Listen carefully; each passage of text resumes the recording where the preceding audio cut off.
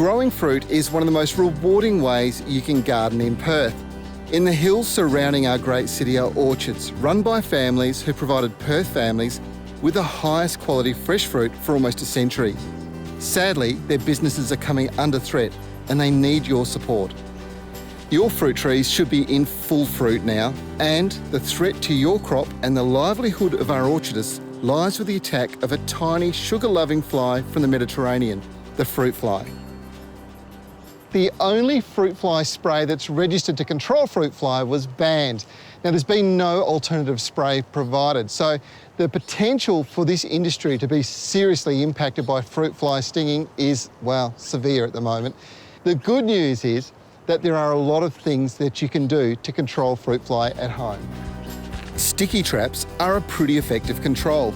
The bright yellow of these garden centre available traps attract the fly and they stick to them when they land on them. You'll be amazed at how effective they are. This trap was put up just yesterday, and this one over here 2 weeks ago.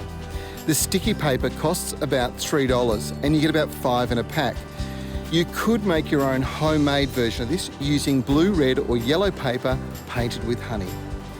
The traps on their own are really not enough to control fruit fly, so you need to take a couple of different strategies, and one of them is you can use baits like this. Now, all you do is you grab yourself an old jar, put some holes in the top, you grab some Vegemite, 2 teaspoons into a jar, shaken up, and 7 mils of this. Now, this is a chemical, it is a poison, it's called meldocin.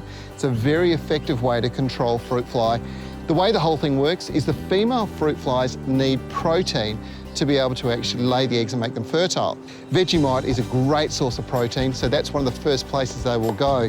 Once they get in there, the poison kills them and it keeps control of the populations. Now, you can buy pre-mixed traps and they'll treat both Mediterranean and Queensland fruit fly. The Ag Department also recommends spraying a bait onto the trunk of trees, and it's quite a different proposition that you may not have tried before. Again, you'll need 7 mils of meldocin and mix it into about 1 litre of fruit juice or peach nectar.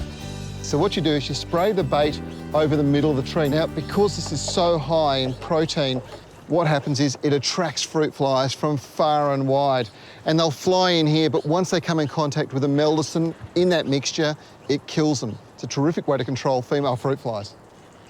This is effective for about a week if it doesn't rain, and it should be reapplied every few days. If it rains, wait till it's dried and apply again. It's important to avoid spraying directly onto the fruit, and even after applying this bait, you need a 3-day withholding period before the fruit can be picked. It's recommended that you apply this when the fruit is 3/4 full size. It's not much point in doing it when it's full. The fruit fly will already be doing all the damage.